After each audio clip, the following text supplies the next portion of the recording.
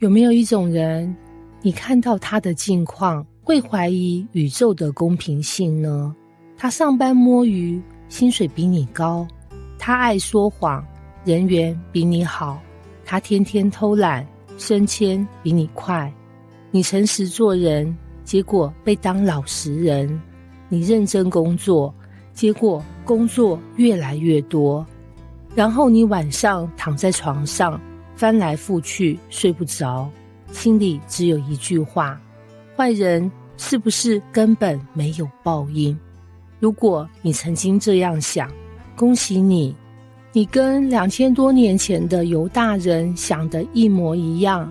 今天的那鸿书第1章后半段就是在回答这个问题。背景我用一句话浓缩：亚述帝国就是当年的世界级恶霸，简单说就是国际版的大魔王，大家都怕他，大家都被他欺负，而尼尼微就是这个大魔王的总部。当时很多人一定在想，这种势力还有人治得了吗？结果神透过那鸿说有，而且快了。各位请注意，第9节超有意思。神说，你们设合谋攻击耶和华呢，他必将你们灭绝尽尽，灾难不再兴起。翻成现代话就是，你们是不是把自己看得太厉害了？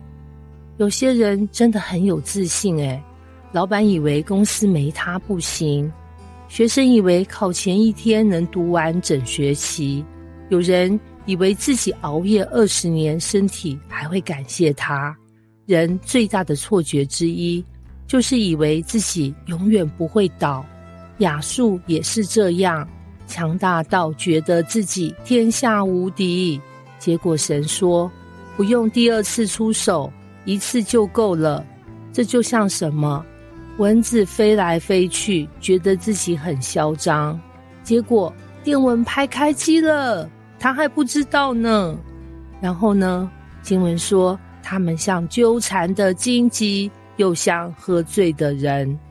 这画面太有趣了，意思是坏人常常以为自己掌控全局其实早就乱成一团了。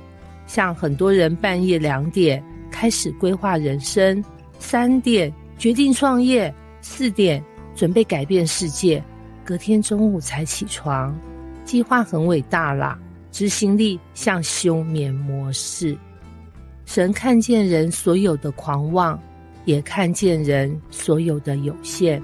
接着那鸿提到，有人从尼尼微出来图谋邪恶。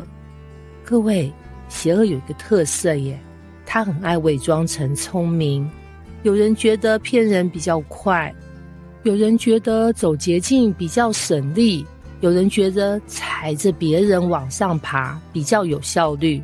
短期看起来好像真的有用但长期呢，很多人赢了速度却输了人生，赢了利益却输了品格。神不是没看见，只是还没结算。然后最精彩的转折来了，前面都在讲审判，突然第12节开始对犹大说话。神说，我虽使你受苦，却不再使你受苦。等一下，这句超暖，因为很多人最大的痛苦不只是现在难受，而是不知道难受什么时候结束。牙痛很痛，但知道明天看医生还撑得住。真正可怕的是不知道终点在哪里。有些人正经历家庭问题，有些人正经历经济压力，有些人经历孤单与低潮，每天都在问，然后呢？还要多久？神在这里给了一个答案：痛苦不是永远，黑夜不是永远，压迫不是永远，有一个期限，是神在掌管。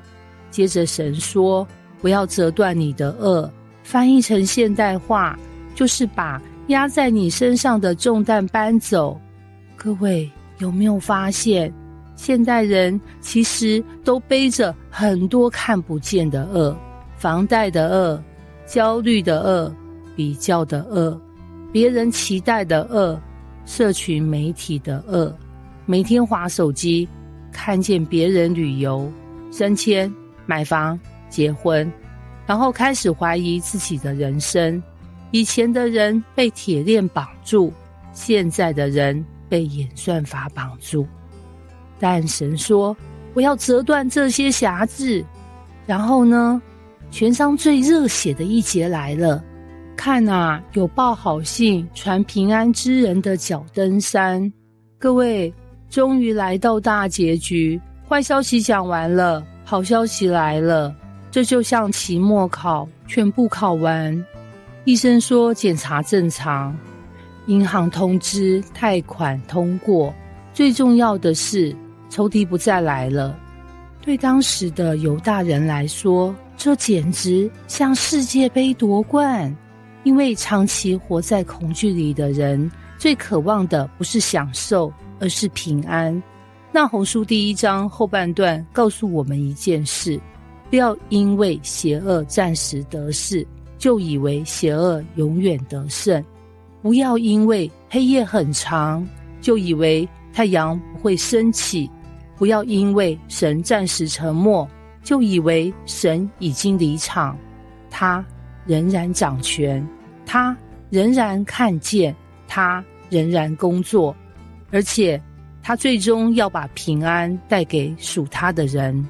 金句，不要用今天的混乱判断神的结局，因为神正在书写的最后一页，永远比你眼前看到的更精彩。